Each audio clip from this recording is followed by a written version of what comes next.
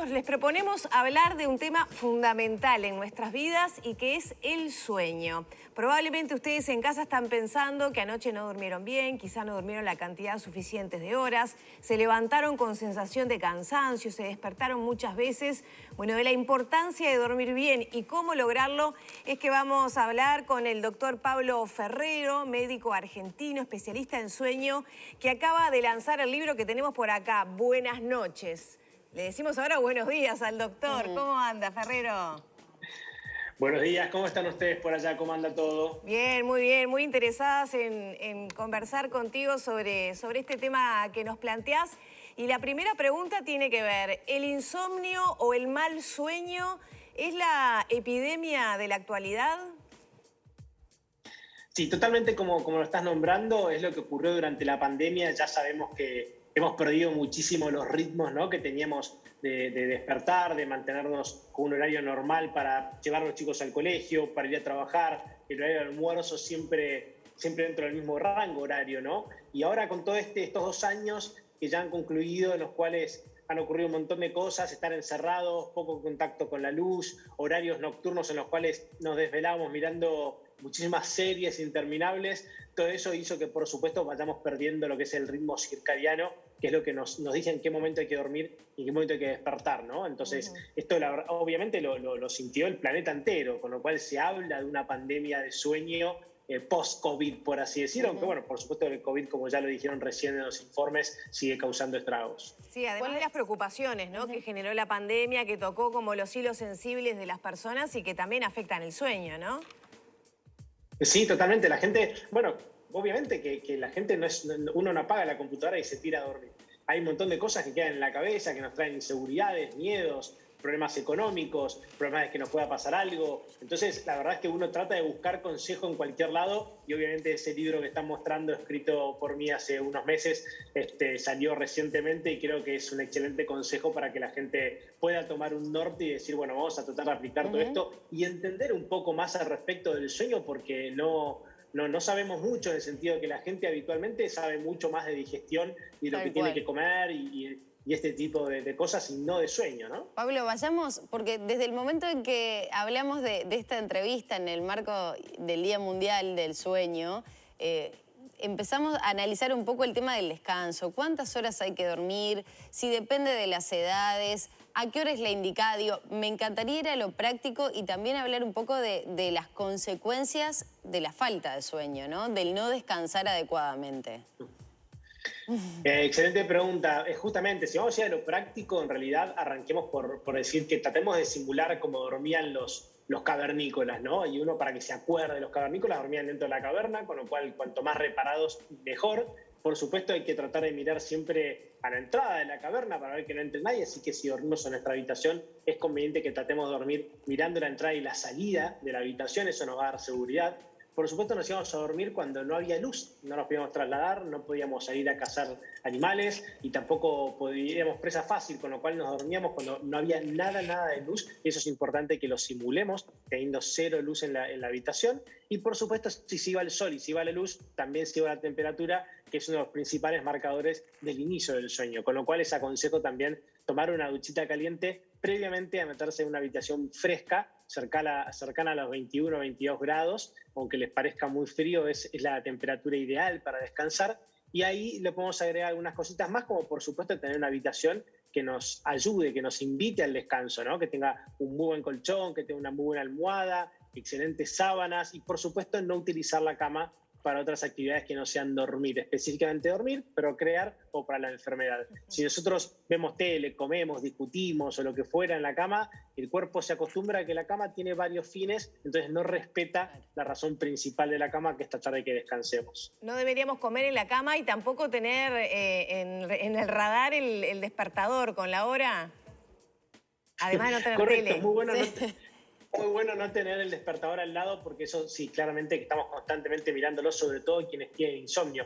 Y las personas que tienen insomnio, que tienen apneas o ronquidos, que es una patología muy conocida, pero que la gente ignora el impacto en la salud que tiene, todas estas patologías del sueño, estos problemas que nos fragmentan el sueño, traen problemas de memoria, traen problemas hormonales, de creatividad, aumentan la aparición de Alzheimer y otras enfermedades degenerativas como el Parkinson, aumentan la diabetes, aumentan la probabilidad de tener problemas de sobrepeso. Realmente las consecuencias de un mal descanso son enormes y son a largo plazo. Entonces, si vos querés tener, no te digo una vida más larga, porque estamos viviendo bastante más que hace unos años, pero sí tener mejor calidad de vida y disfrutar mejor de tu vida, te aconsejo que duermas las entre 7 y 9 horas que recomendamos. 7 y 9 horas, perfecto, no llego ni cerca, pero no importa. No estaríamos llegando, ¿no?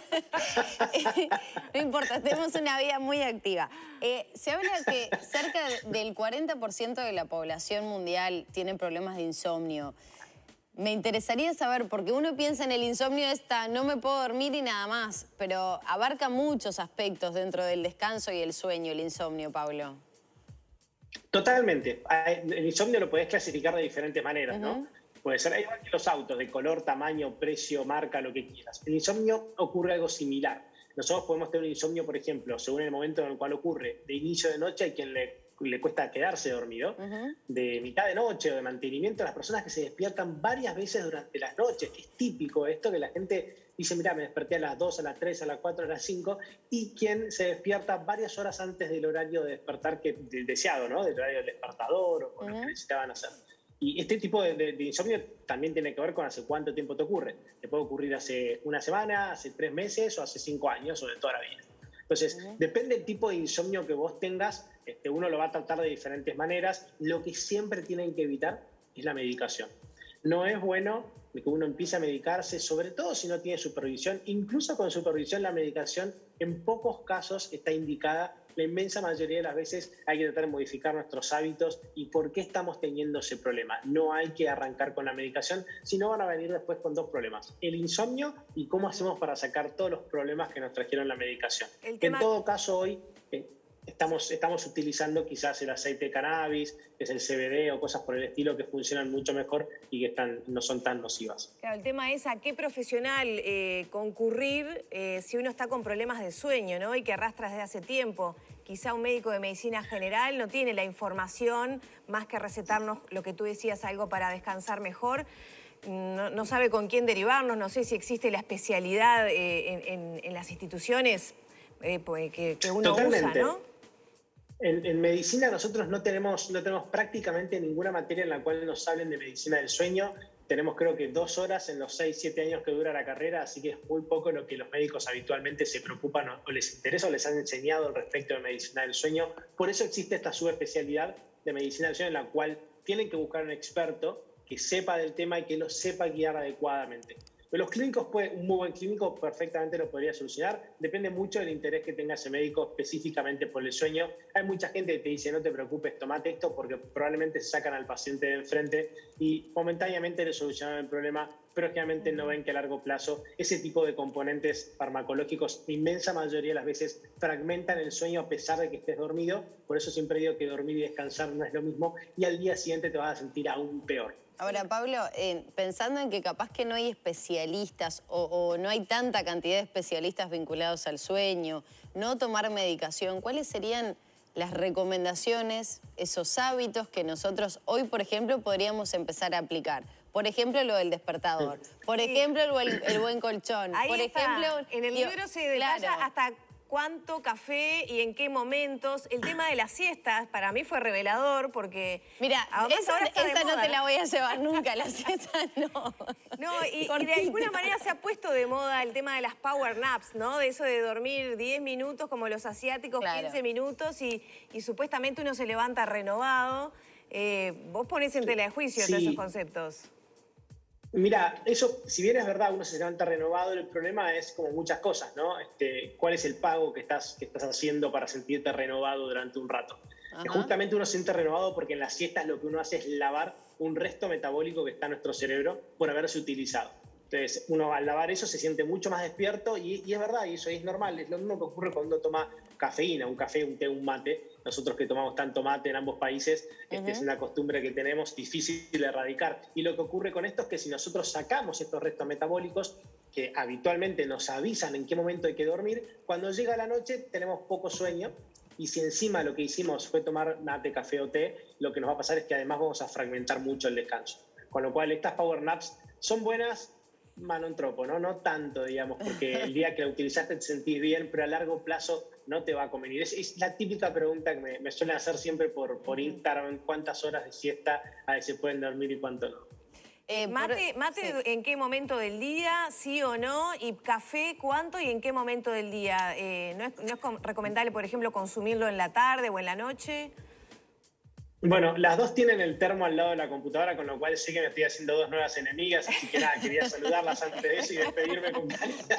Decinos que en la mañana sí, por Mate favor. no, y siesta no, nos estás matando. Ya está, no nos No. hablamos más, pero no, realmente el mate, la cafeína en cualquiera de sus muestras impacta tanto, aunque la hayas consumido previamente a dormir, como que la hayas consumido a la mañana. Por supuesto que cuanto más cerca del sueño va a ser peor, pero lo que vos tomes de cafeína a la mañana todavía está vigente en tu sangre por la noche en una buena cantidad, con lo cual va a fragmentar tu descanso. Entonces, vos me decías hace un rato, si yo duermo muy poco, ¿cómo hago? ¿Cómo puedo ser más eficiente? Y si vas a dormir muy poco, por lo menos tenés que tener el mejor sueño, de la mejor calidad que puedas darle. Para eso, tratar de evitar todo tipo de cafeínas, por ejemplo, la que están tomando. Ahora, Pablo, pensando en No las, me maten. en las consecuencias de dormir poco, ¿no?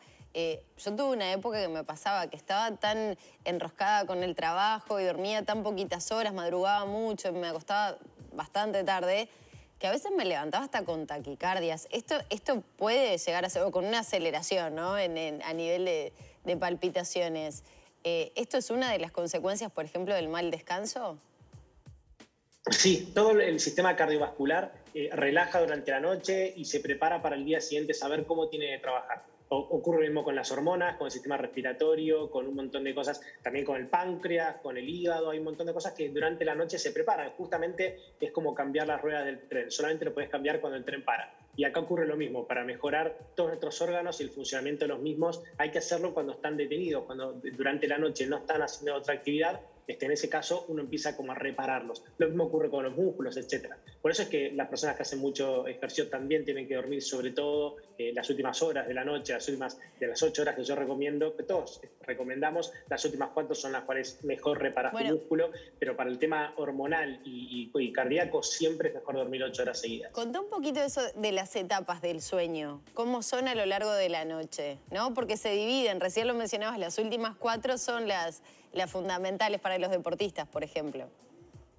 Correcto, de las 4 etapas que tenemos, las primeras 3 van descendiendo y a poquitito vas entrando en un punto cada vez más profundo de sueño, ¿sí? En el cual, por supuesto, ocurren en la etapa 1 y 2, que son las superficiales, ciertos procesos, pero en la etapa 3, que es la más profunda, ocurren procesos extremadamente beneficiosos. Y después viene la cuarta etapa, que es la etapa REM, del inglés Rapid Eye Movement, que quiere decir movimiento rápido ocular.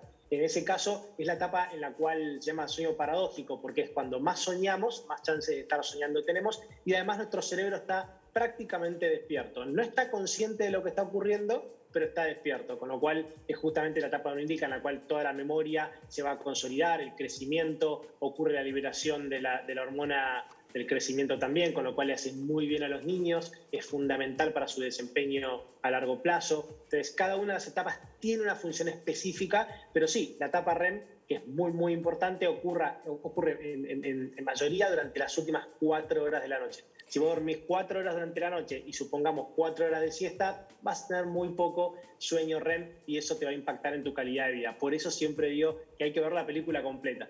No me sirve nada que vos veas 4 horas, la primera parte de la película, y a la tarde vuelvas a ver la primera parte de la película. Tenés que sumarlos de manera consecutiva sin interrupciones. Pablo, ya te tenemos que pedir, pero vamos a apelar a tu capacidad de síntesis porque veo que tenés muy entrenados los tiempos televisivos. Como para cerrar con un mensaje, ¿no? Porque siento que todos tenemos preocupaciones, estamos todavía procesando el tema de la pandemia. La vida moderna lleva a veces a que sea como muy difícil cumplir con todo lo que decís, con llegar a las 8, 9 horas de sueño y además con el agregado de algo que tú escribís en el libro que es, digamos, la característica de cada persona, que agregás categorías. Yo, por ejemplo, la del oso no la conocía, ¿no? Está la del oso, la del lobo, yo la conocía por búho y alondra. Pero bueno, vos agregás 4 categorías, también la del delfín. Y bueno, teniendo en cuenta eso, cómo nos adaptamos a la vida que se nos impone de alguna manera. El cambio de hábito. Claro, bueno, ¿qué hacer para sobrevivir a eso que se nos impone, ¿no? Con las características personales, pero también con los ritmos de la vida actual. Mira, es muy difícil. Justamente eso que tocás, que son los cronotipos, tiene que ver y guarda relación con el horario normal en el cual tu cuerpo se dispone a dormir. No todas las personas nos disponemos a dormir en el mismo horario, y un poco esto último que dijiste, ese huevo o la gallina, es que nosotros estamos durmiendo en este horario porque es el nuestro o es el que le hemos impuesto con nuestro ritmo de vida a nuestro cuerpo y nuestra mente. Es extremadamente difícil de saber en cada una de las personas si es el tuyo realmente o es el que le estás imponiendo. La verdad es que requiere un montón de preguntas, análisis a largo plazo para cada una de las personas. Bueno, es algo de lo que, si pueden leer el libro, las personas que están interesadas, ahí creo que se analiza bastante a fondo y se explica perfectamente cada uno de estos cronotipos, que por supuesto, si ustedes logran dormir dentro del horario que les corresponde, van a descansar mucho mejor. Quienes quieran adquirir el libro pueden buscar el link dentro de mi Instagram, que es El Doctor del Sueño. Ahí van a encontrar cómo adquirir el libro y obviamente pueden hacer cualquier pregunta por ahí. Yo hablo constantemente en mi cuenta sobre cómo mejorar el descanso, que obviamente hace pero muy bien. Y los invito a que cuando quieran pasen por Buenos Aires y hagamos una entrevista mostrándoles de qué se tratan los cronotipos en un instituto de este tipo. Buenísimo. Muchísimas gracias por estos minutos, ¿eh? Un placer. Por favor, que tengan muy buenos días y por supuesto muy buenas noches. Gracias. Muchísimas gracias. Estábamos en diálogo con el doctor argentino Pablo Ferrero, el llamado Doctor del Sueño, a propósito de su último libro, Buenas noches, con estos consejos y la importancia del buen dormir.